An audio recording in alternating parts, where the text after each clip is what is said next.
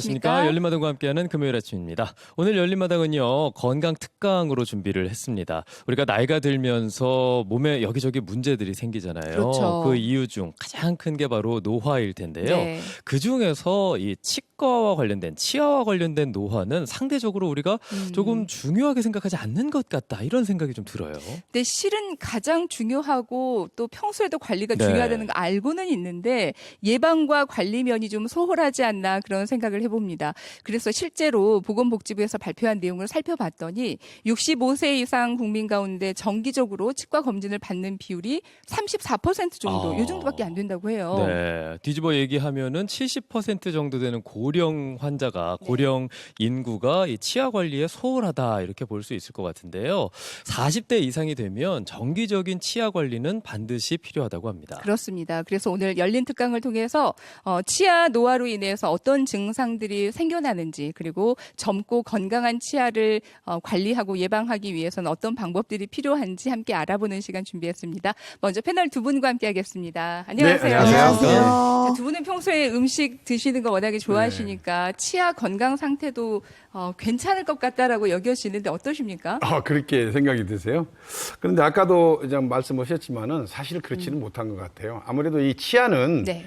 직접적으로 통증이 오지 않으면 치과를 잘 안 가게 되더라고요. 사실은 다른 그 부위는 예를 들어서 뭐 내가 뭐 독감을 맞아야 된다든가 폐렴을 맞아야 된다. 네네. 건강검진 미리미리 예약을 해가지고 착착착 가는데 이 치아만큼은 그렇게 안 되는 것 같아요. 근데 제가 가만히 생각을 해보니까 치아, 이빨, 치아 아파가지고 죽은 사람이 없어서 그런 거예요. 너무 무서운 말씀 아닙니까? 아니, 이거 왜냐면 그게 무서워야 빨리빨리 가는데 안 가는 거예요, 이게. 그게 문제고요. 연금을 안 봐서 그래요. 연금을 안 봐서 그래, 맞아요. 연금을 보면은 맞아요. 그 치과 가면 그 소리가 너무 무서워요. 이 소리를 이겨낼 수 있어요. 네, 연금을 한번 보면 저도 이제 긴 시간 치료를 받았거든요. 한 2년 가까이. 오, 진짜요? 와, 진짜 가서 입 벌리고 있는 시간이 너무 고통스러웠는데 끝나고 나니까 며칠 날 오세요 하면 예 하고 바로 가게 되더라고요. 근데 네. 요즘 조금 풀려가지고 그날 약속이 생긴다면 고개를 갸우뚱하게 됩니다. 오늘 잘 듣고 또 명림해서 잘 아니, 정남 씨 관리하겠습니다. 이렇게 보니까 네. 치아가 아주 고슬 이렇게 참 이쁘게 나서 예뻐요. 관리를 참 잘하신 것 같아요. 자연 치아입니다. 아니, 진짜로? 그러니까 연금을 많이 보셔서 미리미리 치료도 잘 받으시고 연금을 그랬기 때문에 봤어요. 예쁜 치아, 고른 치아를 갖고 계시는 것 같아요. 네, 이 치아 관리라는 게 건강 면에서도 중요합니다만 우리 지정남 씨처럼 예쁜 치아, 건강한 치아는요 웃을 때 참 예쁘잖아요. 그렇죠. 그래서 더 중요할 것 같습니다. 오늘 유익한 시간이 되길 기대하면서 좋은 말씀 해주실 분 모시겠습니다. 네. 윤가피 구강외과 전문의 모시겠습니다. 여러분 네. 큰 박수로 맞아주십시오. 네, 어서 오세요. 자, 저희가 오프닝에서 치아 정기 검진에 대한 말씀을 드리면서 생각보다 숫자가 많지 않다. 34% 정도밖에 안 된다라는 말씀을 드렸는데 진료 현장에서도 많이 느끼십니까? 아무래도 치과를 무서워하시는 분들이 많기 때문에 네. 대부분이 이제 참다 못해서 오시는 분들이 저희 치과에서도 한 90% 이상은 되는 것 같습니다. 오. 그렇다면 주기적인 치과 관리의 장점이랄까요? 어떤 게 있을까요? 아무래도 옛말에 호미로 막을 일을 가래로 막는다고 하지만 네. 사실 치과에서는 가래로도 못 막는 경우가 생기게 됩니다. 그래서 되돌이킬 수 있는 결과를 네. 얻어내야 되니까 더 문제가 생기기 전에 네. 체크를 받으시는 것이 좋다고 생각합니다. 네, 지정남 씨 말씀처럼 연금을 덜 보게 되겠죠. 정기적으로 검진을 받게 되면. 네, 그럴 것 오늘 같습니다. 전해주실 그 강의 내용도 두 파트로 나누어서 준비하셨죠? 네, 그래서 일단 처음에는 치아의 노화에 대해서 먼저 살펴보기로 하고요. 네. 그 다음에는 노화를 막을 수 있는 방법, 그리고 치료하는 방법들에 대해서 알아보도록 하겠습니다. 네, 그럼 큰 박수와 함께 오늘 강의 시작하겠습니다. 네. 여러분 박수 부탁드립니다.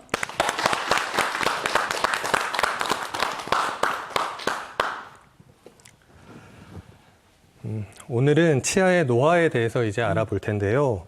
치아도 늙어요. 치아 소면 늘리는 방법에 대해서 먼저 알아보겠습니다. 과연 치아 노화란 무엇일까요?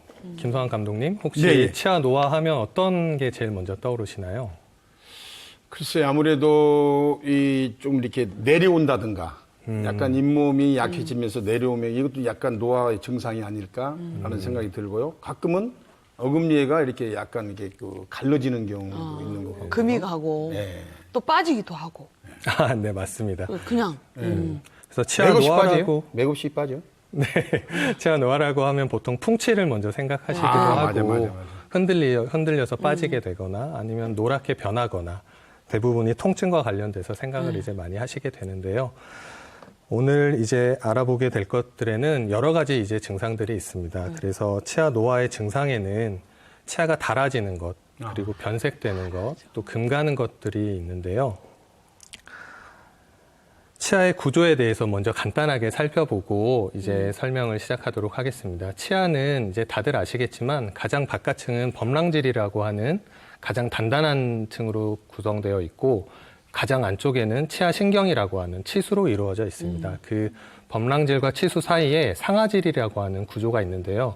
이 구조가 이 치아의 노화에 상당히 중요한 영향을 미친다고 할 수 있습니다. 그 외에 뿌리 쪽을 백악질이라고 하고 뼈와 연결되는 부분을 치주인대라고 합니다.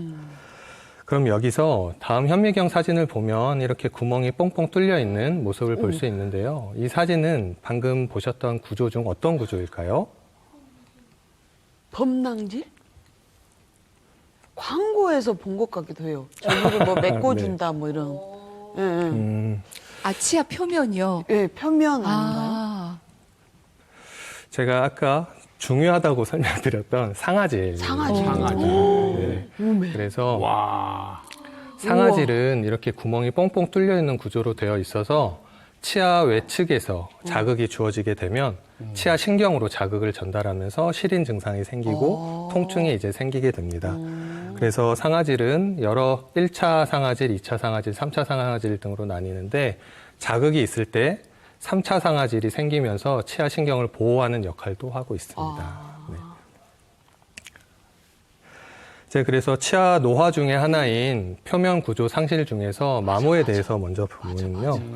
이 치아 잇몸이 내려가게 되면 예. 입술질만으로도 이렇게 마모가 진행될 수 있습니다. 그래서 시린 증상도 많이 생길 수 있고 불편감을 많이 호소하시기도 하시는데요. 이렇게 한번 생기는 경우에는 다수의 치아에서 생기는 경우가 많고 그리고 약 넓게 평활한 면을 가지는 경우가 많습니다. 그리고 교모, 비슷한 말이라서 헷갈리실 수 있는데 교모는 특정 치아에서 생기는 경우가 많고 이렇게 약간 뾰족한 면을 가지는 경우가 많습니다. 이갈이 습관이 있으시거나 아니면 부정교합 때문에 치아가 많이 닿게 되면 생기는 것을 교모라고 합니다. 근데 원장님 저기는 보면은 원래는 이빨이 이렇게 딱딱딱 맞아야 되는 거 맞습니까? 지금 네, 저것은 맞습니다. 좀 옆으로 좀 틀어져 있잖아요, 이렇게요.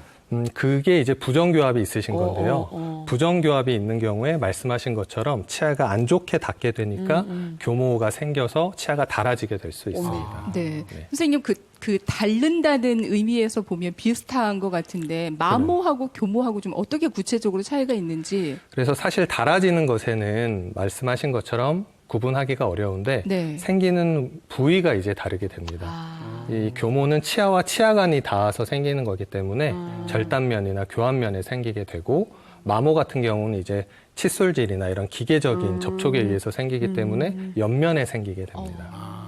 네.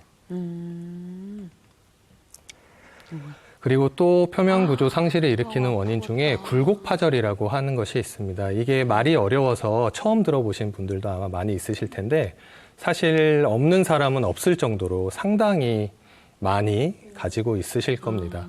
치아의 노화의 대표적인 것 중에 하나인데요. 치아 씹는 힘을 받게 되면 교모와 같이 닳아질 수도 있지만 오히려 치주 조직이 건강한 경우에 치아 뿌리가 뼈에 꽉 잡혀 있으면 씹는 힘을 받다가 이 머리 부분이 조금씩 비틀리면서 치아 응력이 집중되는 부위에 미세한 균열이 생기면서 치아 구조가 파괴되게 됩니다. 그러면 이것은 아까 사진과는 다르게 좁고 깊은 V자형을 이제 이루고 있는데요. 이런 경우에 이제 원인이 다르기 때문에 이제 방지하기 위해서는 다른 치료가 이제 필요하게 됩니다. 네. 또 하나로 마지막으로 표면 구조를 상실하게 하는 방법 중에 부식이 있는데요. 이거는 이제 산에 의해서 치아 표면이 녹아내리는 것을 뜻합니다.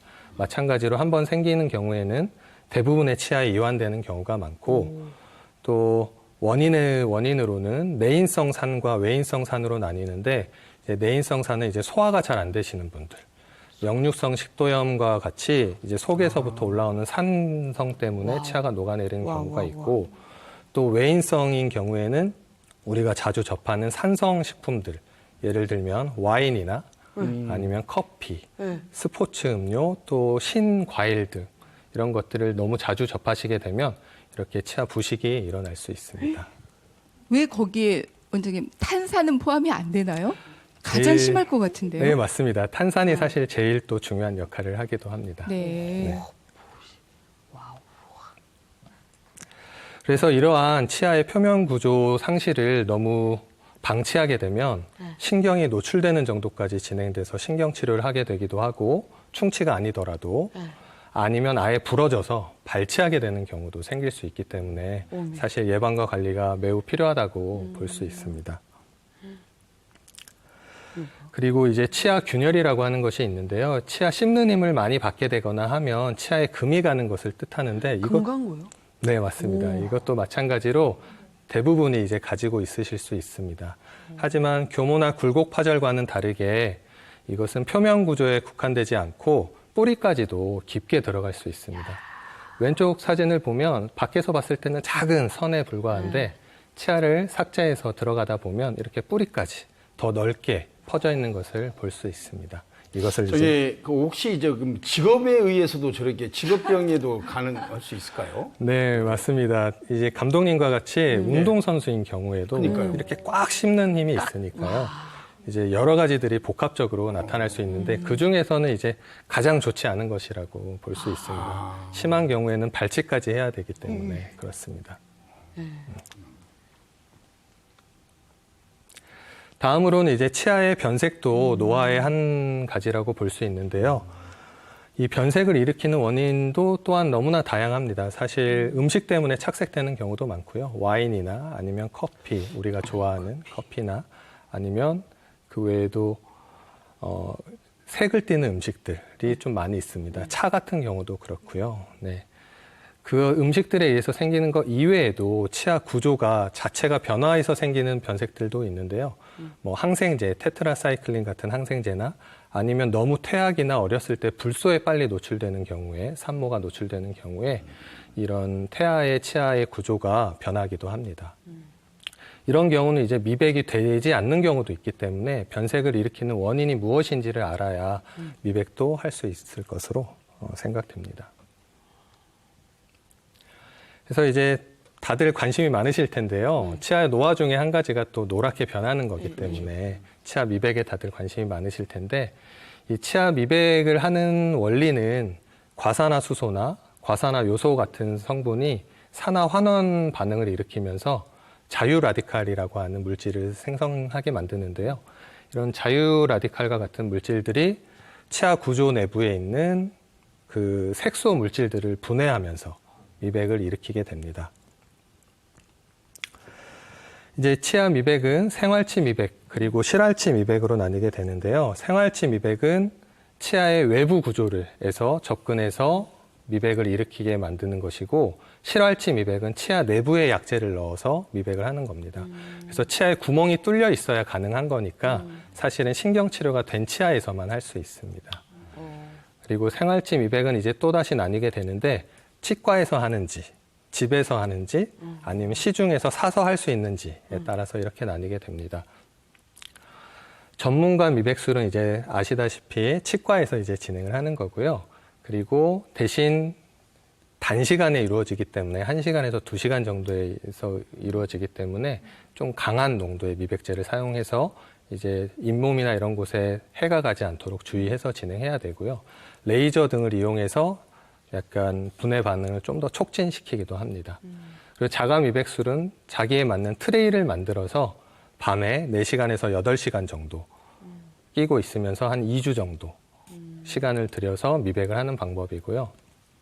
마지막으로 스트립을 이용한 미백이라고 나와 있는데, 스트립 말고도 현재 시중에는 젤 타입으로 나와 있는 것도 있고 해서 본인이 집에서 발라서 미백을 하는 방법입니다.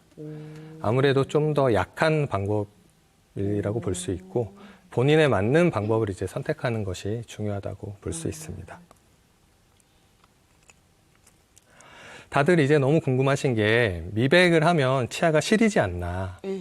예, 그리고 약해진다. 치아 구조가 약해지지 않나. 예. 이런 것들에 대한 궁금증이 작가님께서도 있으셨고, 네, 다 많으셨던 네. 걸로 알고 있습니다. 치아 구조의 변화가 있는지는 예전부터 연구가 너무 많이 있었는데, 칼슘이나 인이 용해되면서 치아 구조에 영구적인 변화가 온다는 연구도 있었고, 또 치아가 타액에 의해서 보호가 되면서 재광화되고 재경화되면서 다시 치아 구조가 회복되기 때문에 별다른 유의미한 차이는 없다는 연구 결과도 있습니다. 그래서 사실은 적정한 용량과 적정한 용법, 시간을 지킨다면 사실 치아 구조의 파괴까지 일어나지는 않지만 이제 어떻게든 하다 보면 그 시간을 넘기게 되면 치아 구조에 영구적인 파괴가 올 수도 있기 때문에 전문적인 상담이 필요하다고 생각합니다. 그리고 이제 또 궁금한 게 이게 영구적인지 궁금하지 않습니까? 그 모든 미백술의 효과는 마치 우리가 머리 염색하는 것처럼 다시 사실 어쩔 수 없이 돌아가게 됩니다. 다시 착색되고, 그러니까 미백 그 변색을 일으키는 원인이 남아 있다면 아무래도 다시 돌아갈 수밖에 없고, 대부분의 경우에는 1년 내지 3년 정도 되면 변색이 이루어지는 것으로 보고되고 있습니다. 덧붙여서 잇몸 착색에 대해서도 간단하게 보고 넘어가겠습니다. 잇몸 착색이 되는 경우는 치아처럼 노랗게 되는 게 아니고 검게 이제 되는데요. 침전된 멜라닌 색소 때문에 검게 착색되어 보이게 됩니다. 담배 등에 의해서도 악화될 수 있는데요. 이것은 보통 해결할 수 없다고 생각하시는 분들이 많고 설명 들으신 경우가 없기 때문에 간단하게 설명드리면, 검은 잇몸 부분을 한꺼풀 벗겨내는 것으로 멜라닌이 대부분 바깥층에 침착되어 있기 때문에 박피하는 것만으로도 건강한 선홍빛 잇몸으로 되돌릴 수 있기 때문에 이런 경우에도 한번 상담을 받아보시는 게 좋을 것 같습니다. 대부분은 이제 1, 2주 내에 회복되고요. 통증은 거의 없다고 볼 수 있습니다. 네. 이 이외에 이런 표면 구조 상실들이 대부분이 이제 치아의 노화를 일으키게 되는데, 이런 것들을 가속화하는 요인이 있습니다. 이것이 특히나 노화에 있어서 구강 건조증이 생기면서 일어날 수 있는데요. 타액의 경우에 사실 치아를 보호하는 역할을 많이 하게 됩니다. 항균 작용도 하고 음식물을 연화시키는 데 도움이 되기도 하고 치아를 재석회화시키기도 합니다. 다시 건강하게 해주는 거고요. 그리고 산들에 의한 완충 작용도 해주게 됩니다. 그래서 사실 타액이 없어지게 되면 급속도로 치아는 망가지게 됩니다.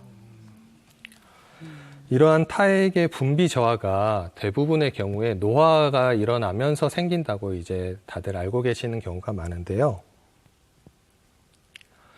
지금 아마 패널 분들께서도 그렇고 방청객 분들도 그렇고 평소에 입이 마른다고 생각하시는 분들이 아마 좀 있으실 수 있습니다. 이런 것들이 대부분은 이제 노화 때문이라고 알고 있게 되는데요. 여러 가지 증상들을 이제 호소하게 됩니다. 음식물을 삼킬 수가 없습니다. 너무 통증이 심해서 타는 듯한 통증을 호소하시기도 하시고요. 환자분들 중에 말하기가 힘들고, 그리고 입안과 목이 말라서 오히려 자다가 깰 정도도 있으시고, 그리고 입에서 냄새가 난다고 하시는 분도 있습니다. 그리고 충치가 늙으면 진행이 잘 안 되는 걸로 보통 알고 계실 텐데, 갑자기 모든 치아에서 충치가 생기시는 분들이 1년 이내에 생기시는 분들도 저는 봤거든요. 그런 분들도 있으실 정도로 갑자기 충치가 생기기도 합니다. 그래서 아까도 잠깐 말씀드렸지만 타액선의 기능 저하, 그러니까 타액의 분비가 저하되는 것들이 노화에 의한 자연적인 현상은 아니고, 사실은 노화가 진행이 되면서 우리가 다른 질환들, 고혈압이랄지 당뇨랄지 이런 질환들에 걸리게 되기 때문에 그로 인한 약물 복용도 하게 되거든요. 그로 인해서 보통 분비 저하가 일어나게 되는데, 정말 심하신 분들은 10% 이내까지 줄어드는 경우도 많이 있습니다. 그래서 이런 경우에는 이제 치료를 어떻게 하냐 하면 사실 완전히 그 기능을 회복하기는 어렵습니다. 그래서 직접적인 치료를 하는 게 아니고 보조적으로 인공타액을 머금고 있게 하거나 약물을 써서 촉진시키거나 이제 보조요법 등을 이제 사용하게 됩니다. 네, 이렇게 저희가 치아 수명 그리고 치아 노화와 관련된 얘기만 좀 집중적으로 살펴봤는데요. 두 분은 혹시 궁금한 점 없으신지 어떻게 들으셨는지요? 근데 저는 제가 느낀 건데요. 아까 지금 뭐 상아질이라고 했지 않습니까? 저는 상아질이 어금니가 상아질 그쪽에 갈라져 가지고 결과적으로 오래 버티지를 못하면서 이걸 치아를 발치했던 기억이 있거든요. 이게 이제 저는 지금도 궁금한 게 아까도 잠깐 말씀드렸지만 제 직업하고도 관련이 돼 있는가 사실 그게 조금 궁금하기도 해요. 만약에 그런 일이 있다고 한다면 앞으로는 마우스피스를 낀다든가 거기다 치아에 어떤 힘이 가지 않는 그런 그 방법들을 연구해야 되지 않냐 그런 생각이 좀 들어서 내가 한번 질문을 해봤거든요. 이어서 예. 저는 잘 때 깍 깨물고 자나 봐요. 네네. 아침에 일어나면 여기가 너무 너무 뻐근하고. 아프시죠. 이게 요것도 같이 이런 치유 비슷한 거 방법이 아니에요? 있는가. 네. 두 분 다 마우스피스를 물고 계셔야 될까요? 요즘은 잘 돼 있죠. 네. 네, 맞습니다. 그래서 사실 씹는 힘 때문에 치아의 노화가 대부분 이루어지게 되거든요. 반복적으로 힘을 받게 되니까요.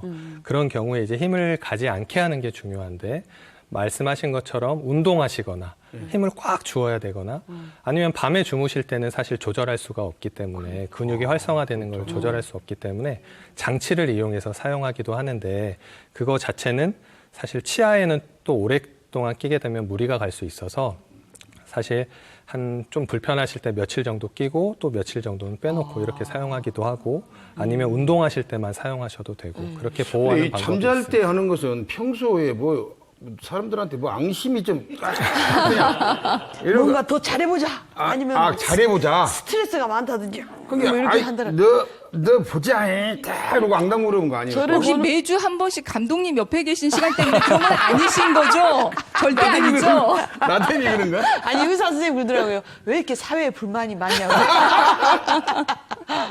그러니까 스트레스 받으시면서 그게 자신도 모르게 자다가 앙 물게 되는 그런 습관들이 있는 분들이 계신데요. 저 그 말씀 들으면서 살짝 궁금했던 게 병원 가서 그 마우스피스를 따로 그러니까 뭐 제작하거나 그런 방법 없이 네. 나 치과 가는 거 너무 싫어서 나 혼자 알아서 할래. 그래서 요즘에 인터넷이 너무 잘 돼 있어서 그런 걸 판매를 한단 말이죠. 이렇게 끓는 물에 살짝 데쳐서 자기 치아에 맞게 앙 물고 나 이거 내가 할 거야. 그런 분들 계시더라고요. 사봤네. 네. 어떻게 보시나요? 네, 맞습니다. 최근에 정말 다양한 제품들이 나와 있는데요. 네. 일단 중요한 거는 그 꽉 무는 습관이 있게 되면 치아에도 안 좋은 게 아니라 이런 턱 관절에도 안 좋게 되거든요. 그러면 단단한 마우스피스가 있고 좀 부드러운 마우스피스도 있는데 사실은 단단한 마우스피스가 치아에는 조금 불편함이 생길 수 있지만 턱 관절에는 오히려 도움이 될 수 있습니다. 약간 주무실 때 끼는 것 같은 경우에는 물렁물렁한 장치를 사용하시게 되면 치아는 보호되는 느낌이 있으실 수 있지만 오히려 앙 다무는 힘이 더 세져서 턱 관절에 무리가 가시는 분들도 생기실 수 있어서 본인 상황에 맞는 장치를 사용하시는 게 사실은 매우 중요하다고 볼 수 있습니다. 자가 테스트 하면 안 되겠네요. 가야겠네요, 병원. 적절하게 전문가에게 상담을 진단을 받으시면 받으셔야겠습니다. 자, 그러면 치아 노화와 관련돼서 좀 더 구체적으로 저희들이 질문을 준비했는데요. 네. Q&A 시간을 가져보도록 하겠습니다. 먼저 첫 번째 질문 드릴게요. 잇몸의 건강 상태를 스스로 확인할 수 있는 방법이 있습니까? 제일 먼저 알 수 있는 거는 그 피가 나거나 냄새가 나거나 하는 것들 때문에 바로 아실 수가 있을 겁니다. 하지만 대부분의 경우에는 아주 안쪽에 있거나 하는 경우에는 모르시는 경우가 많이 있고 또 그 엑스레이로 보지 않고 밖에서는 보이지 않는 경우도 많기 때문에 본인이 알게 되면 아주 심각하게 진행된 경우들이 많아서 사실은 1년에 한 번 정도는 스케일링이 보험이 되니까 그럴 때 정기적으로 꼭 검사를 받아보시면 좋을 것 같습니다. 네, 다음 질문입니다. 치아를 한계에 이르면 뇌 노화가 1년 당겨진다고 하던데 이게 신뢰성 있는 연구 결과일까요? 저 이 내용 봤어요. 아. 깜짝 놀랐어요. 이거 보고. 예, 사실인가요? 저도 사실 깜짝 놀랐습니다. 사실 너무 무서운 말이죠. 치아 한계를 이르면 뇌가 노화되는 게 1년이나 앞당겨진다고 하니까요. 사실 도호쿠 치과대학에서 이런 연구 결과를 발표를 했는데요. 뇌 이런 저작 감소가 일어나면 뇌로 가는 자극이 줄어들면서 혈류가 감소되면서 뇌 노화가 실제로 일어났다. 수년간에 걸친 연구 끝에 나타났는데 너무나 복합적으로 작용을 하기 때문에 치아가 빠지는 것만으로 이런 게 일어났는지 아니면 다른 전신질환이 있었던 환자인지도 사실은 정확하게 보긴 어렵지만 그래도 간접적으로라도 아무래도 좀 약해진다고 볼 수 있고 사실 삶의 질이 너무 떨어지기 때문에 본인 치아는 최대한 유지하면서 제가 구강외과 전문이지만 사실 임플란트보다 치아가 좋습니다. 그렇죠. 그래서 본인 치아를 100세까지 사용할 수 있도록 네. 꾸준히 관리하시는 게 중요합니다. 네. 자, 그리고 다음 질문 드릴게요. 시중에서 판매되는 미백 치료제의 원리와 효과에 대해서 알려주세요. 아까도 잠깐 말씀드렸지만 집에서 할 수 있게끔 트레이를 만들지 않고도 약을 바르는 것만으로도 할 수 있게끔 하는 미백제가 있는데요. 젤 타입도 있고 스트립 같이 붙여서 하는 타입도 있습니다. 이것도 원리는 똑같습니다. 과산화수소로 인해서 프리라디칼이 만들어지면서 분해를 시키는 건데요. 아무래도 지속 시간이나 이런 접촉시키는 방법들이 중요하기 때문에 적정 용법과 시간을 잘 지키는 것이 중요하고요. 그리고 잇몸이나 이런 곳에 닿게 되면 아무래도 자극이 생길 수 있고 범랑질이 아니라 상아질 쪽에는 또 자극이 될 수 있기 때문에 이것도 마찬가지로 상담을 받아보시고 하시는 게 중요하고요. 뭔가 이상 증상이 있으시면 꼭 멈추시고 바로 치과로 가보시는 것도 좋을 것 같습니다. 네. 자, 다음 질문 만나보겠습니다. 나이가 들면 충치가 잘 안 생긴다고 하던데 이거 맞는 얘기인가요? 맞는 말이면 너무 좋겠어요. 대부분의 경우에 이제 충치가 생기게 되는 경우에 사실 어릴 때 발견을 하게 되고 또 치료를 하게 되기 때문에 나이가 들면은 대부분은 이제 멈춰 있는 상태의 충치만 남아 있게 됩니다. 그래서 충치가 잘 안 생긴다고 또 생각하실 수가 있고요. 대신 이제 아까도 말씀드렸지만 구강 건조증 등에 의해서도 또 치아가 약해질 수 있고 해서 갑자기 또 잘 생기시는 분들도 있기 때문에 이거는 반은 맞고 또 반은 틀리다 이렇게 볼 수 있겠습니다. 네. 자, 그리고 다음 질문. 조금 전에 말씀 중에 잠깐 나온 내용이긴 한데요. 치아의 교모와 마모는 치아가 다른다는 공통점이 있는데 구체적으로 어떤 차이가 있나요?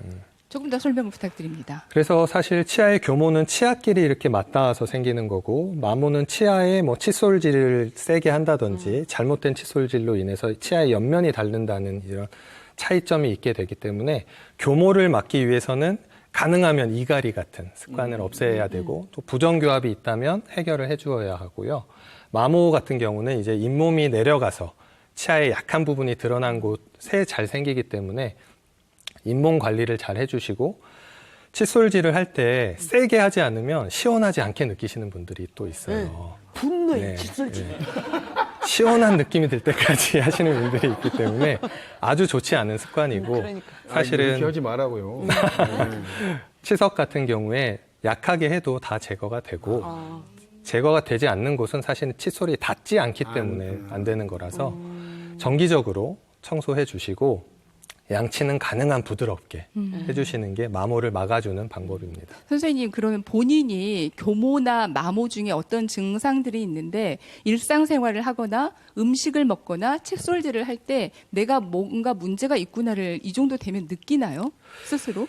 대부분의 경우에는 아주 심해지기까지는 잘 알 수 없고요. 그리고 또 이거는 누구나 있는 것이기 때문에 심해지지 않게 관리를 해주는 것이 중요하다고 볼 수 있습니다. 네. 그래서 이것도 정기적인 관리가 제일 중요하다고 생각합니다. 네. 네. 자, 다음 질문입니다. 교모로 인한 치아 사람과 통증, 치아 시림과 통증은 네, 습관을 고치면 예방할 수 있을까요? 저희 다음 달 특강에는 안과를 네. 안과 전문의 모시도록 하겠습니다. 예. 빛이 반사되는 바람에 글자가 잘 보이지 않았거든요. 네. 네네. 어떻습니까? 네, 대부분의 경우에 교모 같은 경우에는 치아와 치아간이 부딪히는 거기 때문에 좀 이렇게 갈면서 씹는 습관이 있으시거나 하면 더 심해지실 수 있고 또 안 좋은 음식들 예를 들면 견과류나 또 마른 오징어 같이 이런 것들을 즐기시면 아무래도 더 악화될 수밖에 없고 또 이갈이 같은 경우는 또 해결하기 위해서 좀 장치를 쓴다든지 아니면 보톡스 치료를 통해서 근육의 힘을 좀 약화시켜 준다든지 하면서 예방까지는 아니지만 좀 진행되는 거를 막을 수는 있을 것 같습니다. 그런데 가장 어려운 게 습관을 고치기 힘들다는 거죠. 뭐는 잘못된지 알면서도 그 딱딱한 오징어를 너무 먹고 싶은 그런 마음에. 자, 다음 질문 드리겠습니다. 할아버지께서 소금 양치를 즐겨 하시는데 소금 양치를 많이 해도 하죠. 괜찮을까요? 그리고 만약에 그렇다면 주의할 점은 무엇일까요?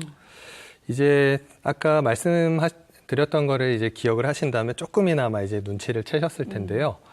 보통 소금 양치를 이제 목욕탕에서 많이 하시거든요. 굵은 소금으로 이제 시원해질 때까지 하시는 경우가 많은데 사실 소금 양치를 하시는 게 살균 효과를 얻기 위해서 하시는 경우가 대부분일 거라고 생각을 합니다. 잇몸에 뭔가 소독이 될 것 같고 하니까요. 하지만 그것들이 이제 치아의 약해진 부분에 닿게 되면 아무래도 마모를 일으킬 수가 있기 때문에 소금 가글을 하시는 거는 뭐 큰 문제는 없을 거라고 생각이 되는데 소금으로 막 심하게 양치를 하시거나 하시는 거는 좋지는 않다고 볼 수 있습니다. 그러면 간은 죽염 아니면 아예 치약을 안 쓰고 하시는 분도 계시더라고요. 이 두 가지는 어때요? 아무래도 죽염 같은 얇은 입자로 하면 마모가 되는 것들은 좀 막을 수 있고 또 잇몸을 마사지하는 효과 정도는 얻으실 수 있을 거라고 생각이 되고요. 하지만 치약의 경우에는 이제 가장 중요한 게 음식을 먹고 나면 치아 표면에 아주 얇은 당으로 인한 피막이 생기게 되는데 그거는 사실 제거가 잘 되지 않고 그것 때문에 구취가 나거나 충치가 생기거나 할 수가 있습니다. 그게 심해지면 치석이 되고 하는 건데 그것을 없애주기 위해 치약에 마모제 성분이 약간 들어있거든요. 그래서 치약을 하지 않고 양치를 하시는 거는 사실상 효과를 보기 어려운 채로 양치를 하신다고 볼 수 있습니다. 자, 다음 질문입니다. 차가운 물을 마셨을 때는 괜찮은데 뜨거운 물을 마시면 이가 시립니다. 이유가 무엇인가요? 보통은 반대의 그렇죠. 보통 경우가 반대죠. 많은데. 네. 이런 경우에는 바로 사실 치과로 오셔야 됩니다. 네. 차가운 물을 마셨을 때 시리신 거는 사실 초기 증상이라고 볼 수 있고요. 네. 치아 신경의 상하세관을 통해서 자극이 전달되는 초기 상태로 인해서 치아 신경이 예민해지면 차가운 물을 마셨을 때 이제 시린 증상이 나타나게 되는데 뜨거운 물을 마셨을 때 이가 시린다 하면은 사실은 상당히 많이 안 좋아졌다고 볼 수 있습니다. 오히려 차가운 물을 머금고 있어야 통증이 없어진다고 하시는 분들도 계시거든요. 그러면 이제 사실은 치아 신경이 어느 정도 많이 노출되고 감염이 좀 진행된 상태라고 볼 수 있습니다. 자, 다음 질문 드리겠습니다. 시중에서 판매되고 있는 잇몸 관리용 건강기능식품이 잇몸 노화를 늦추는데 도움이 될까요? 오늘 이제 치아의 노화에 대해서 설명을 드렸었는데 잇몸도 당연히 노화가 됩니다. 잇몸이 내려가기도 하고 풍치가 생기기도 하는데 대부분의 경우에 씹는 힘이 너무 과해서 치조골이 녹게 되거나 아니면 잇몸에 염증이 일으켜져서 잇몸이 내려가거나 하게 되는데 잇몸 관리용 건강기능식품들의 그 성분을 보면 대부분이 이제 잇몸에 좋은 비타민이나 아연, 망간, 프로폴리스 이런 제품들이 성분들이 섞여 있는 경우들이 많습니다. 그래서 보조적으로 이제 사용하시는 거는 괜찮은데 사실은 잇몸을 안 좋게 하는 원인을 제거하는 것이 가장 좋은 치료 방법이라고 생각하고 진통 효과도 어느 정도 있는 경우도 있습니다. 건강기능식품이 아니라 약품 같은 경우에는 이제 그런 걸 드시면서 편해지셨다고 해서 치과 가기를 소홀히 하시면 아무래도 병을 키우시는 결과를 받아보실 수 있습니다. 자, 다음 질문입니다. 노화로 인한 치과 치료 중에서 건강보험이 적용되는 것들은 어떤 것들이 있나요? 이것은 이제 간단하게는 치아가 마모된 경우에는 글래스 아이오노머 시멘트, 줄여서 GI라고 하는 재료가 있는데요. 이것은 이제 치아 표면을 한 번 덮어줘서 이제 보호를 해주는 역할을 하게 되는데 불소를 유리하기도 하고 해서 우식증을 약간 예방해주는 효과도 있습니다. 그 외에는 이제 사실 스케일링이라든지 아니면 틀니라든지 임플란트라든지 이런 것들이 65세 이상의 경우에 해당이 되는 경우도 있고 하기 때문에 그런 것들에 대한 것들을 꼼꼼히 챙기셔서 치료를 받으셔야 될 것 같습니다.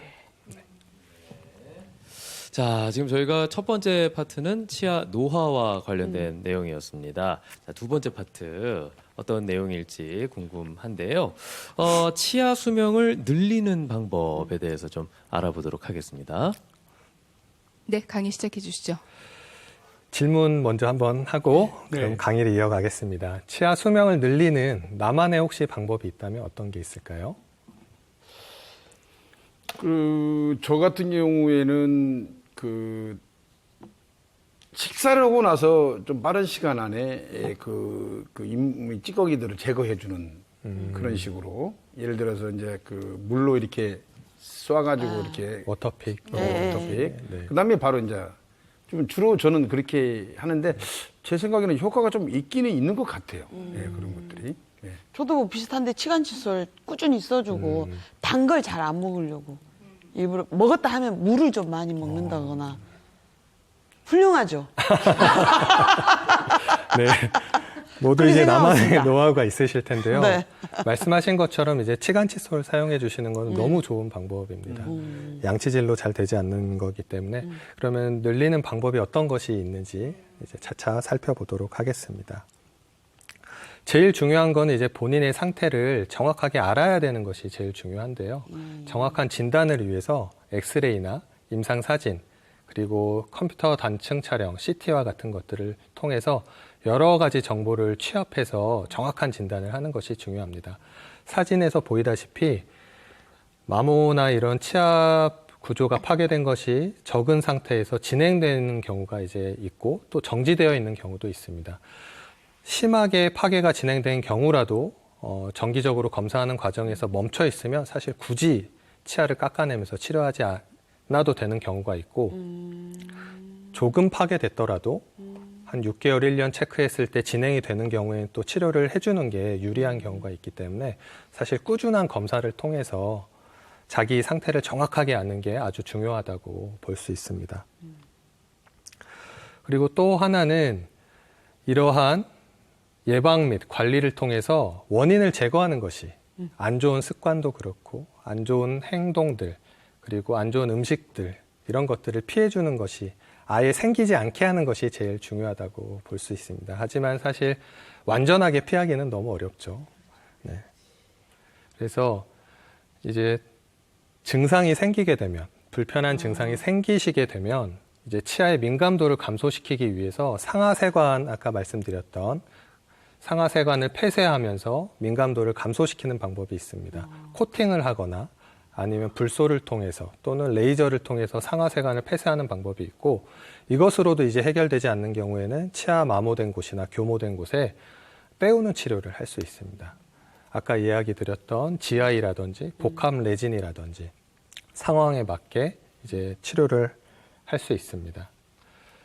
그리고 이제 손상의 범위가 큰 경우에는 먼저 아래쪽에 보면 부분적인 경우에는 인레이나 온레이를 통해서 때우는 치료를 하기도 하고 또는 전체적인 경우에는 크라운을 통해서 치아 전체를 씌워야 되는 경우도 있을 수 있습니다.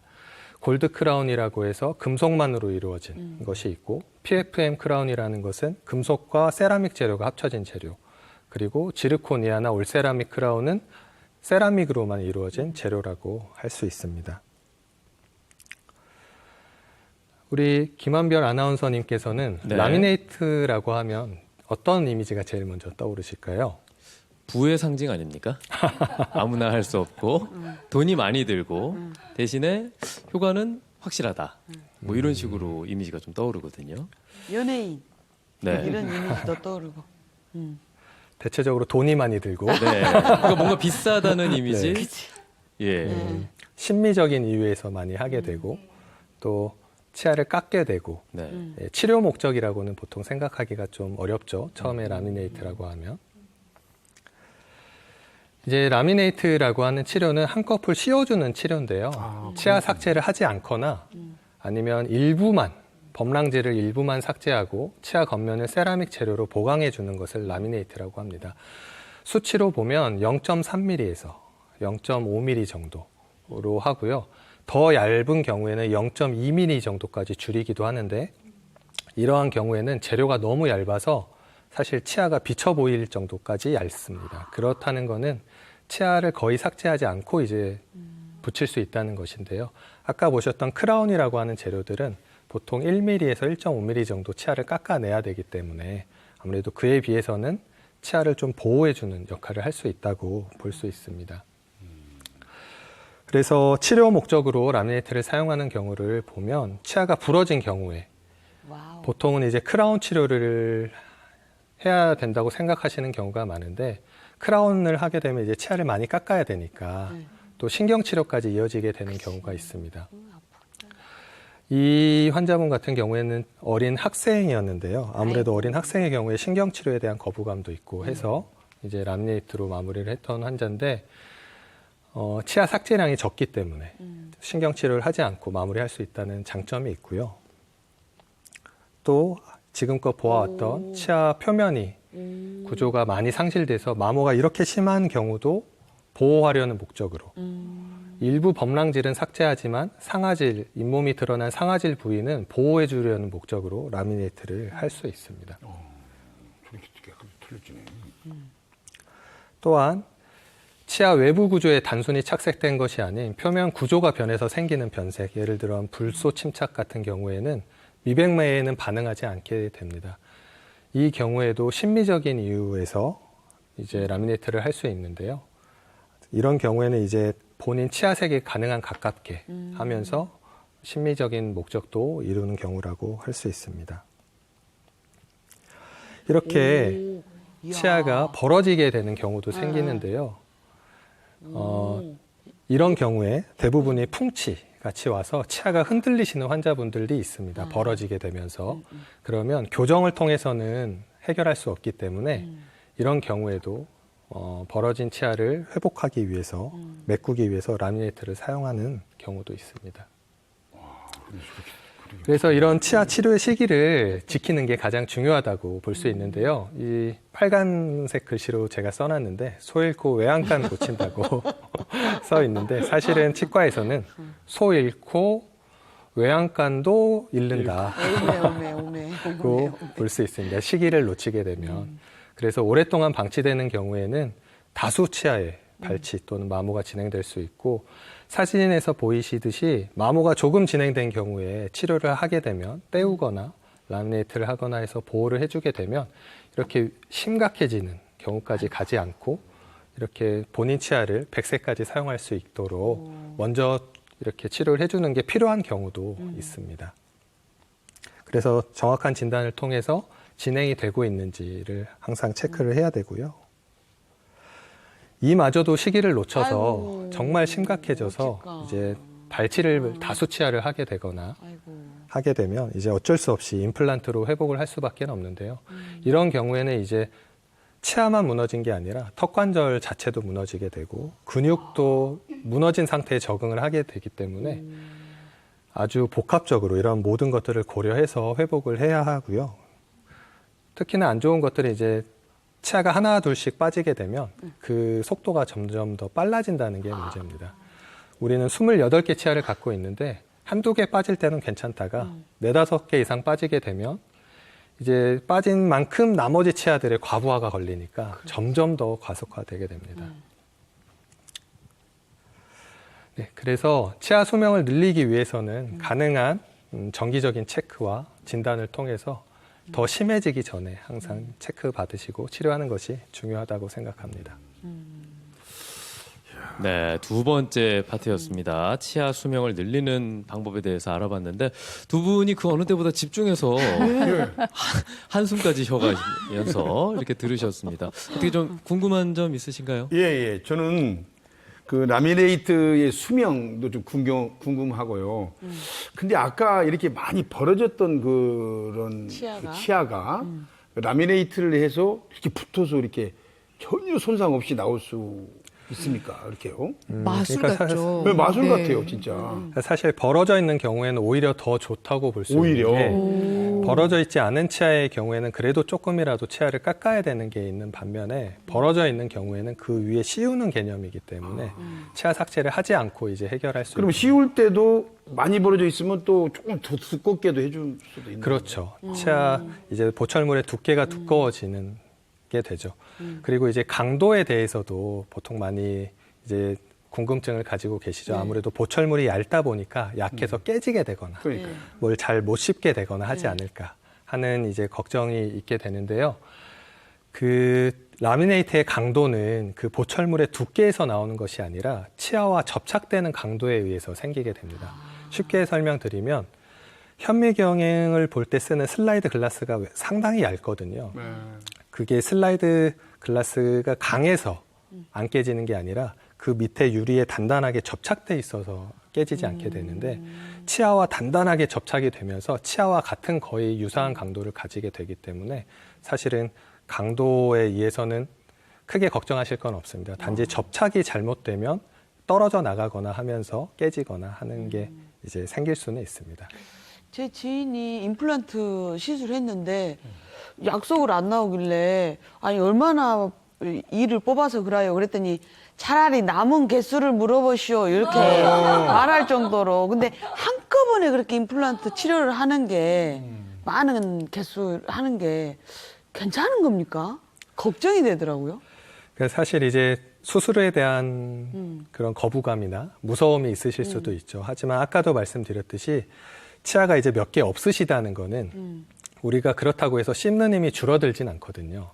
그러면 나머지 치아들이 씹는 힘을 온전히 견디고 있는 거기 때문에 사실은 더 빨리 치료가 필요하다고 볼 수 있습니다. 집안에 기둥을 세우는 것과 같이 건물 기둥을 세워놓는 게 일단은 중요하고 수직 고경이라고 해서 우리가 씹는 그 높이를 유지시켜줘야 가능한 더 악화되는 것을 막을 수 있습니다. 치료 시기가 참. 한꺼번에 한 4-5개씩, 한 7개씩 이렇게 해도 돼요? 그래서 가능한가요? 원칙적으로는 전혀 부담될 건 없습니다. 사실 불편한 아니, 제 기간을 선배님이 7개를 한꺼번에 했어요. 그러니까. 그런데도 괜찮더라고요. 근데 보통 안 해준다고 그렇게 이야기를 하는데 진짜 내가 눈으로 보니까 했어요. 그래서 제가 지금 물어보는 건데 가능한 건지 모르겠어요. 혹시 그 병원 쪽에서는 환자가 견딜 수만 있는 정도면 그렇게 하는 걸까요? 보통 생각할 때 임플란트 하나 해야겠다 그러면 일단 무섭잖아요. 네. 무섭고 마음가짐도 해야 되고 내가 몇 달을 이게 완성이 될 때까지는 뭐 3개월에서 6개월, 1년 정도는 그 기간이 필요하겠다라고 생각을 하는데 그 힘들고 무서움 때문에 한 개 넘게 하루에 다 한다고 하면 저는 못할 것 같거든요. 그런데 환자만 견딜 수 있다면 병원에서는 충분히 가능한 정도입니까, 그게? 사실은 이제 한 번에 하는 게 유리한 점도 있고 불리한 점도 있습니다. 범위가 커지면서 통증이 좀 더 생기는 것은 있지만 대신 여러 번 하게 되는 단점은 이제 줄일 수 있기 번거로운 때문에 사실은 치아 임플란트를 한다는 것은 치아를 뺐다는 거잖아요. 네. 그렇다는 거는 임플란트 수술은 치아를 뺀 정도라고 생각하시면 됩니다. 그래서 치아를 빼보신 분들은 그 정도라고 생각하시면 좀 더 임플란트에 대한 그런 거부감을 줄일 수 있을 거라고 생각합니다. 네. 설명만 들었는데 왜 이렇게 멀쩡한 치아가 자꾸 아픈 것 같은. 뭔가 몸이 아픕니다. 자꾸 이렇게 불편해지는 것 근데요, 같은. 저는 제가 여기 지금 의과를 6개 했거든요. 오메. 임플란트를 임플란트 6개를 6개 했는데 하셨어요. 네. 지금 우리 박사님 말씀하신 대로 뽑을 때 이렇게 뺄 때 이거 할 때가 좀 그러지 심을 때는 그렇게 크게 그렇게 아프고 그러지는 않더라고요. 그게 마취해서 안 아픈 거 아닐까요? 마취 안 했어요. 마취 안 하고 해요. 네. 마취 안 하고 하죠? 마취는 하셔야 됩니다. 그래요. 마취를 해서 덜 모르겠어요. 아프다고 느끼셨던 것 그런가요? 같아요. 네. 자, 그러면 또 치아와 구강 건강에 대해서 구체적으로 질문을 좀 더 준비를 했습니다. 먼저 네. 첫 번째 질문 드릴게요. 잇몸이 좋지 않아서 치아가 많이 드러났는데 잇몸 관리에 신경이 쓰면 신경을 좀 더 많이 쓰게 되면 잇몸이 다시 차오를까요? 그래. 맞아요. 잇몸이 다시 차오를 수만 있다면 너무 좋겠지만 잇몸이 한번 내려갔다는 거는 아까 치아 구조에서 보셨듯이 치아를 감싸고 있는 치주인대나 치조골 등도 다 같이 내려간 거기 때문에 사실상 다시 회복되는 것은 거의 불가능하다고 볼 수 있습니다. 그래서 심미적인 이유에서 잇몸 이식을 하거나 입천장에서 떼서 잇몸 이식을 하는 경우도 있는데 이런 경우도 대부분 치아의 잇몸을 덮어주는 정도지 잇몸이 온전히 모든 치주 조직들이 회복됐다고 보기는 어렵고 사실상 관리에 신경을 쓰시면서 더 내려가지 않게 하는 게 제일 중요한 치료라고 할 수 있겠습니다. 지금 지정남 씨 표정이 너무 힘들어 보이십니다. 지금 그것이야말로 오늘 연금을 너무 보고 있는 표정이에요. 우리 열리마당 한 일에 제일 힘들어요. 이게 고통이 그대로 느껴져요. 입천장 때가 잇몸으로. 그러니까 미리미리 저희 예방하자고요. 맞아요. 오늘 네, 시간 치료 시기. 중에서. 오늘 밤에 또 앙당 물게 생겼네. 치아 건강이 건강이 이래서 중요한 겁니다. 그렇습니다. 예. 네. 자, 다음 질문 만나보겠습니다. 앞니 사이에 틈이 있는데요. 레진 치료 가능할까요? 좋은 치료 방법을 추천해 주십시오. 이제 앞니가 벌어져서 틈이 있는 경우에는 레진으로 때우거나 아니면 아까 보셨듯이 라미네이트로 치료를 하거나 하는 방법들이 있습니다. 본인 상황에 맞는 치료 방법을 이제 선택하면 되고요. 대신 잇몸이 내려가면서 블랙 트라이앵글이라고 해서 잇몸이 내려가면서 이제 생기는 틈 같은 경우에는 오히려 맞게 되면 잇몸을 자극해서 더 잇몸이 내려가게 될 수도 있고 하기 때문에 그거는 이제 정확한 본인 상태가 어떤지에 따라서 선택할 수 있을 것 같습니다. 선생님 아까 그 풍치 때문에 치아 사이가 벌어져서 라미네이트 치료하셨던 그 사진 보여주셨잖아요. 그거는 네. 이제 풍치 때문인 거고, 제가 아까 그 봤던 사진은 요즘에 청소년들 사이에서 저는 그런 사진 많이 봤었거든요. 그러니까 교정이 필요한 청소년들이나 풍치와 상관없이 그냥 일단 벌어져 있는 그런 치아들도 연령에 상관없이, 풍치는 아니지만 연령에 상관없이 라미네이트를 할 수 있나요? 사실 라미네이트라고 하면 그 치아 바깥면에 한꺼풀 씌워주는 거기 때문에 어느 정도 성장이 완료된 이후에 하는 거를 추천할 수 있습니다. 왜냐하면 치아의 잇몸도 계속 조금씩은 변할 수 있기 때문에 아주 어렸을 때는 조금 힘들다고 보고 보통 중학교 이후 정도 그리고 고등학교 이후 정도 남자는 조금 더 성장이 느리니까 그렇게 생각하시면 좋을 것 같습니다. 네. 알겠습니다. 자, 그리고 다음 질문 드릴게요. 치과 치료를 할 때 내 치아는 최대한 안 건드는 것이 좋지 않을까요? 굉장히 감정이 많이 들어가 있는 질문입니다. 건들지 말아주세요. 어떻습니까? 보통 이제 이렇게 생각하는 것이 가장 일반적이죠. 네. 내 치아를 가능한 안 건드는 것이 좋다고 이제 생각하실 수 있는데 이제 중요한 거는 내 치아가 좋지 않아졌을 때 또 이 좋지 않은 것이 점점 더 진행이 될 수 있을 때는 네. 그것을 보호해주는 목적으로 치료를 하는 것은 당연히 더 중요하다고 생각하고요. 그 상태에서 건들지 않는 것이 유리할 때가 있고 건드는 것이 유리할 때가 있는데 진행이 되지 않는지를 일단 체크하는 것이 중요하다고 볼 수 있겠습니다. 네, 다음 질문 만나보겠습니다. 치과에서 과잉 진료를 당하지 않으려면 어떻게 해야 하나요? 이 질문을 선생님께 여쭤봐도 되는 건지 모르겠네요. 아, 이 질문은 나한테 물어봐야 되는 것 같은데.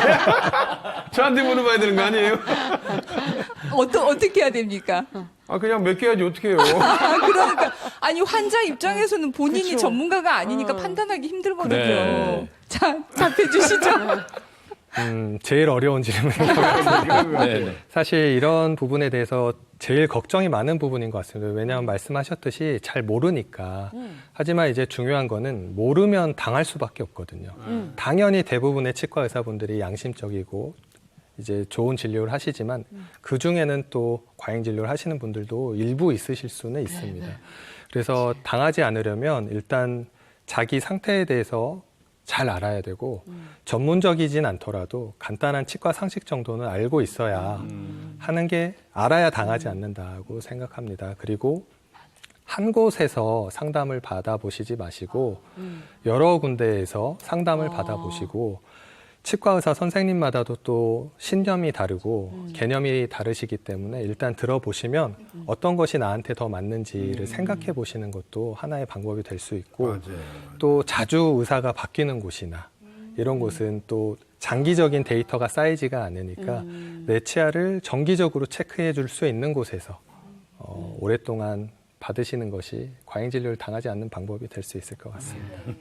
자, 그리고 다음 질문 드릴게요. 치과 치료를 받을 때 참고하면 좋을 건강보험에 대해서 알려주시죠. 일단 건강보험이 되지 않는 치료들이 치과에서 많이 하기 많죠. 때문에 네. 아마 이런 질문을 가지고 계실 텐데 일단 가장 기본적인 것으로 스케일링이 1년에 1회 19세 이상에서 되기 때문에 그것을 꼭 챙기시면 좋을 것 같고 정기 검사하는 용도로 사용하시면 좋을 것 같습니다. 그리고 65세 이상에서 틀니라든지 임플란트라든지 이런 것들이 또 보험 적용이 되기 때문에 본인 상태에 맞게 체크해 보시면 좋을 것 같습니다. 다음 질문입니다. 치과 정기 검진을 통해서 주기적으로 엑스레이를 찍어야 하는 이유는 무엇일까요? 밖에서 봤을 때 또는 증상이 없으면 본인은 절대 알아챌 수가 없는 것이 또 치과 질병인데요. 본인 이 치과 충치라든지 이런 것들이 어느 정도 진행이 될 때는 아프다가 더 진행이 되면 아예 아프지 않게 되기도 합니다. 그래서 치과 가기가 겁나서 조금 아플 때는 참다가 안 아파지면 이제 괜찮구나 하고 안 오시는 분들이 계시는데요. 이제 실제로 안에서는 이미 치아 신경이 괴사돼서 아프지 않은 경우가 있습니다. 이런 경우에는 오랫동안 방치하게 되면 뼈 안에서 낭종이 형성되거나 뼈를 녹게 하는 염증이 생기거나 하게 되기도 하기 때문에 엑스레이를 찍어야 저희도 볼 수 있는 경우가 많이 있습니다. 물론 흔하지는 않지만 또 놓칠 수 있는 부분이 있기 때문에 엑스레이를 찍어서 확인해야 되는 부분이 있습니다. 자, 그리고 다음 질문 드릴게요. 젊었을 때 사랑니를 뽑지 않았는데 치아 관리를 위해서 나이가 든 지금이라도 뽑아야 할까요?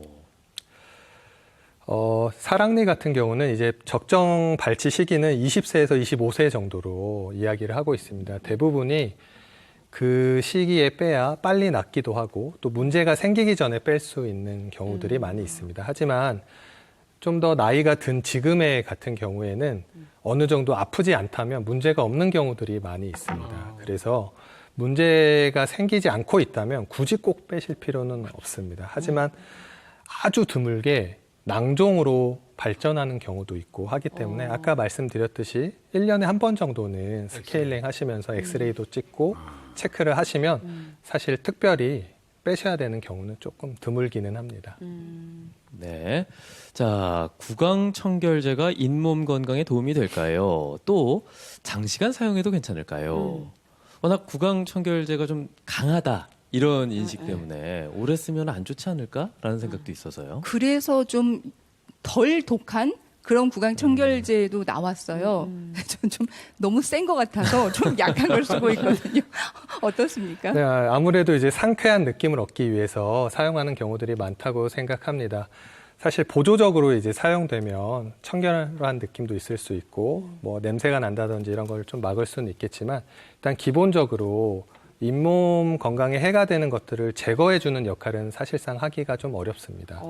그래서 보조적으로 사용하시는 것은 좋을 것 같고 장기간 사용해도 괜찮을 수 있습니다. 하지만 주의하셔야 되는 것들이 구강청결제 성분 중에 CPC라고 하는 성분이 또 있습니다. 이런 것들은 치약에 있는 계면활성제와 만나면 착색을 일으키기도 합니다. 그래서 양치를 하시고 나면 바로 하지 않아야 되는 구강청결제들이 있습니다. 최소 30분 정도 이후에 해주셔야 되는 것들이 있고 또 그런 성분이 없는 것들도 있기 때문에 그거를 유의해서 봐주시면 좋을 것 같고 또 구강 건조증이 있다고 생각하시는 분들 같은 경우에 노화가 좀 있으신 분들은 아무래도 알코올 성분 때문에 알코올 성분이 있으면 더 건조되게 악화를 시키기 때문에 알코올이 없는 말씀하신 것처럼 마일드가 적혀 있는 제품들은 또 알코올이 없기도 하거든요. 그런 것들은 사실 사용하는데 큰 지장은 없을 거로 생각이 됩니다. 자, 이렇게 잘 들어봤습니다. 저희 가운데로 모시고 좀 더 모시겠습니다. 얘기를 네. 나눠보겠습니다. 자, 오늘 자세한 얘기를 좀 나눠봤는데요. 그 구강 관리가 얼마나 중요한지는 저희가 알고 있습니다만 잘 못한 게 문제였거든요. 어떻게 뭐 두 분은 마음에 드는 강의를 들으셨던 것 네, 같아요. 그럼요. 지금 도움이 많이 굉장히 되셨을 것 두 같습니다. 분 얼굴 굉장히 슬퍼 보여요. 네네. 힘들어 보여요. 예, 아니 저는 그 오늘 이 강의 들으면서 많이 반성하고 있습니다. 물론 제가 지금 뭐 그 이가 그렇게 쏙 좋지는 않은데 치과를 간 지가 꽤 됐어요. 근데 오늘 보니까 스케일링 같은 것도 엄청 싸게 그 보험으로 되니까 이 스케일링만 가지고도 잇몸이라든가 치아를 많이 이렇게 건강하게 유지시킬 수 있다라고 그러시는데 좀 많이 가야 될 것 같다. 그런 생각이 들어서 오늘 반성 많이 하고 있습니다. 저는 저 사진에 나왔던 고통들이 다 지금 느껴져가지고 너무너무 힘들었고 치료식이 너무 중요하다. 저는 제가 다니는 치과가 20년간 계속 다녔던 치과라 이게 찬찬히 이게 좋은 습관이었었구나. 다시 한번 칭찬해요. 지정남 씨 지금 아주 잘하시는 거죠. 네, 아주 잘 하신 것 네. 같습니다. 네. 오늘 이제 저희들은 굉장히 많이 반성하는 그런 뭔가 시간. 작아지는 느낌이었습니다. 네, 정기검진 잘해야겠다 그런 생각을 할 수 있는 시간이었는데 교수님은 어떠셨습니까? 저도 오늘 너무나 즐거운 시간이었습니다. 이 패널님들 또 우리 아나운서님들과 함께 즐거운 방송이 됐던 것 같고요. 네. 말씀드렸던 것처럼 심해지게 되면 정말 무서운 일들이 일어날 수 있으니까 그 전에 꾸준히 관리 받으시면서 100세까지 건강한 치아를 갖게 되기를 이제 바라겠습니다. 네. 방송 시작할 때 지정남 씨가 말씀해 주신 그 연금이라는 단어가 얼마나 강하게 와 닿는지 저희들 네. 연금 보기 전에 정기검진 잘 할 수 있도록 했으면 좋겠습니다. 오늘은 구강외과 전문의 윤가피 선생님과 함께 했습니다. 오늘 말씀 고맙습니다. 네, 고맙습니다. 감사합니다. 자리를 모시겠습니다. 네. 네. 자, 열린마당 오늘 건강특강으로 함께 했는데요. 마치면서 김한별 아나운서도 오늘 시청자분들께 드려야 될 말씀이 있죠? 네네. 제가 지난 2016년부터 약 횟수로 8년 정도 열린마당과 함께 했는데요. 제가 아이를 키우기 위해서 육아휴직을 좀 선택을 했습니다. 네. 예, 그래서 시청자 입장에서 앞으로 계속 응원하도록 하겠고요. 여러분도 열린마당 앞으로 많은 사랑 부탁드리도록 하겠습니다. 우는 거 아니죠? 아유, 그럼요. 네. 안구 건조가 있어가지고요. 자, 열린마당 오늘은 건강 특집으로 함께 했습니다. 건강도 그리고 치과도 한 곳만 다니는 곳이 아니라 여러 군데를 많이 다니셔서 다양한 의견을 듣는 거 중요하다고 말씀드렸으니까요. 이건 역시 부지런해야 할 수 있는 거잖아요. 치아 건강도 잇몸 건강도 부지런하게 생활하시면서 잘 챙기시기 바랍니다. 네, 열린마당 저희가 준비한 소식은 여기까지입니다. 함께해 주신 여러분 고맙습니다. 고맙습니다.